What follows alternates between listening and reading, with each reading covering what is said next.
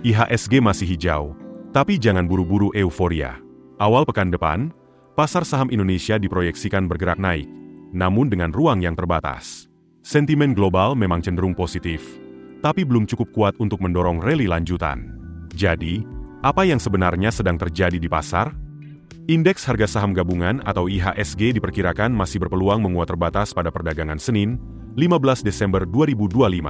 Proyeksi ini disampaikan Head of Retail Research MNC Sekuritas, Herditya Wicaksana, yang menilai pergerakan IHSG belakangan sangat dipengaruhi sentimen eksternal. Beberapa faktor global menjadi perhatian pelaku pasar. Dari Cina, data neraca dagang tercatat relatif meningkat. Ini memberi sinyal aktivitas ekonomi negeri tirai bambu masih cukup terjaga, meski pemulihan belum sepenuhnya solid.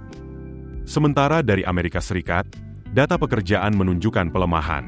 Kondisi ini mendorong The Fed memangkas suku bunga hingga ke level 3,75%. Namun, pemangkasan ini belum serta-merta menenangkan pasar, karena data makro AS secara keseluruhan masih dinilai belum stabil. Di tengah kondisi tersebut, harga emas global justru menunjukkan penguatan. Sentimen ini memberi angin segar bagi pasar saham domestik, khususnya emiten berbasis emas, yang berpotensi mencatat kinerja lebih baik. Untuk perdagangan awal pekan, Herditya memproyeksikan IHSG bergerak dengan kecenderungan menguat terbatas.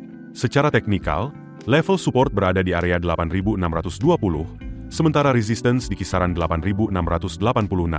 Artinya, ruang kenaikan masih ada, tapi cukup sempit. Investor juga akan mencermati rilis data penjualan retail Cina. Data ini penting karena mencerminkan daya beli masyarakat dan arah pemulihan ekonomi Cina, yang punya dampak besar ke pasar global. Selain itu, pergerakan harga emas dunia juga menjadi sentimen utama yang mempengaruhi arah pasar. Kondisi ini penting bagi investor retail, karena menunjukkan pasar belum sepenuhnya aman untuk agresif. Meski peluang cuan masih terbuka, risiko koreksi tetap ada jika sentimen global kembali melemah.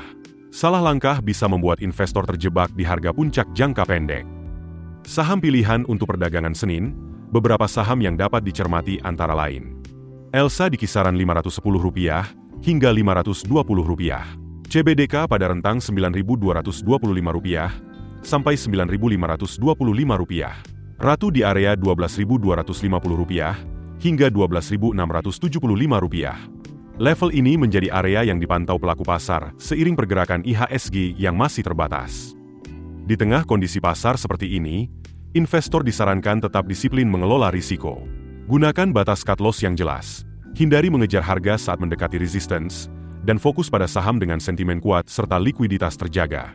Otoritas pasar juga terus mengimbau investor retail untuk memahami profil risiko masing-masing dan tidak mengambil keputusan hanya berdasarkan euforia jangka pendek.